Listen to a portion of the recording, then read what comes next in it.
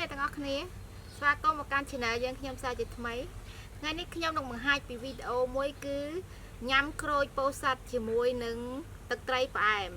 តោះឥឡូវយើងទៅមើលក្រូចពោធិ៍សាត់យើងនេះគឺច្រើនមែនតើថ្ងៃនេះមានក្រូចពោធិ៍សាត់ប្រហែលជា2ផ្លូនចា2ផ្លូនក្រូចនេះហើយក្រូចនេះគឺជាក្រូចនៅទឹកដីបាត់ដំបងគឺនៅអូខ្ជាយក្រូចដែលឆ្ងាញ់ជាងគេនៅបាត់ដំបងយើងហើយនេះគ្រឿងផ្សំសម្រាប់ធ្វើទឹកត្រីផ្អែមគឺមានប្រើស្ករសប្រើម្ទេសមាត់ហើយនិងទឹកត្រីដែលមានរសជាតិឆ្ងាញ់ឥឡូវយើងចាប់ផ្ដើមចិតក្រូចយើង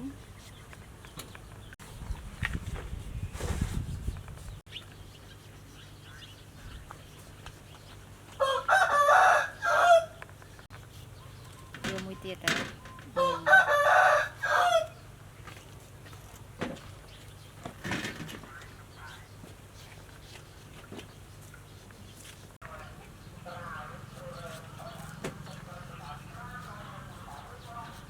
ក្រូចនេះគឺយើងបកសម្បកវាស្អាតឲ្យចេញឃើញសាច់លឿងដើម្បីយើងងាយស្រួលញ៉ាំ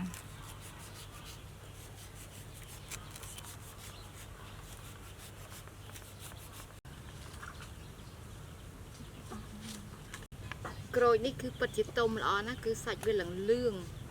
ហើយដឹងតែឆ្ងាញ់ហើយក្រូចហ្នឹង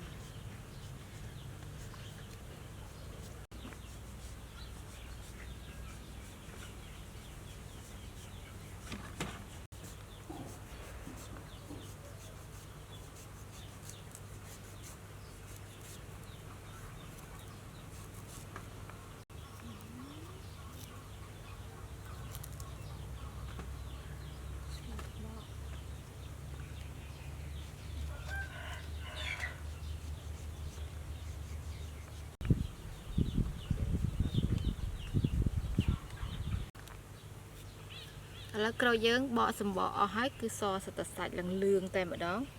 យើងហាន់វាកាត់វាជាដុំគឺយកស្នូលខាងក្នុងចេញនេះអាស្នូលនេះ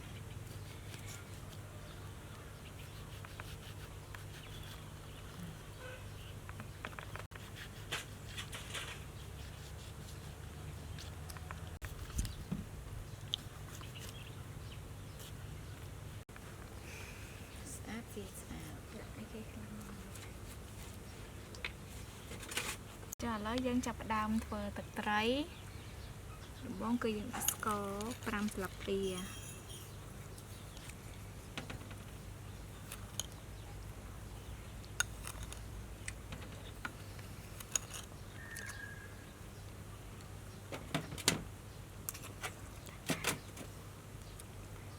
ត្រីសិន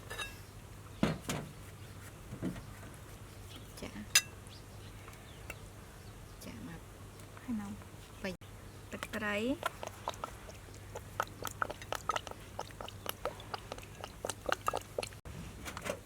ម្ទេសដាក់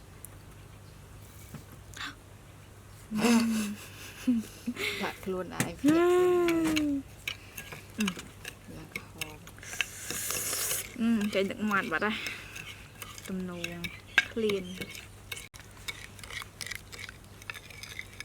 យើងកូរវាឲ្យរលាយស្ករអស់ទៅ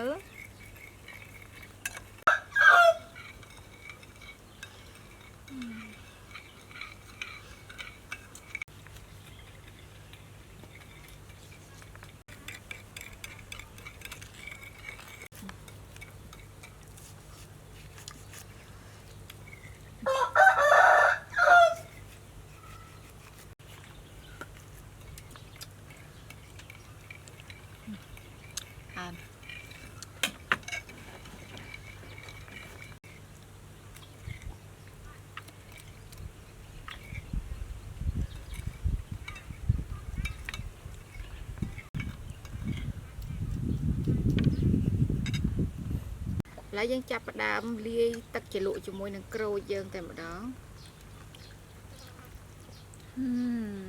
ទំនងណាស់លោកថែមម្ទេសទៀត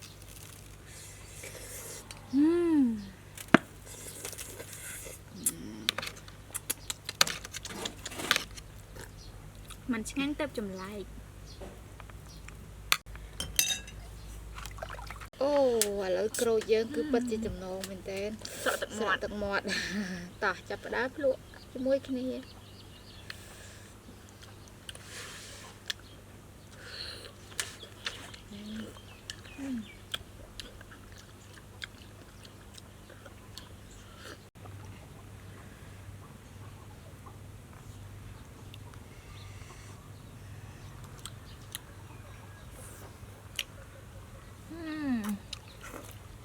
นั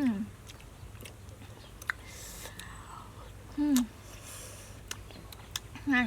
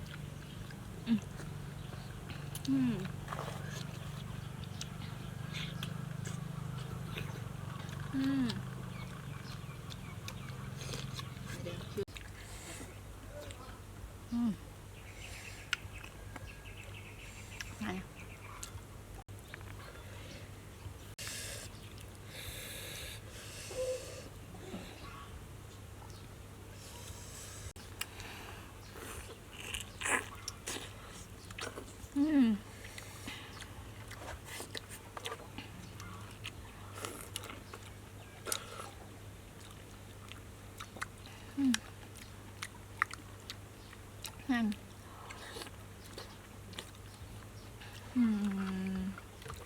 นั่งขังนะ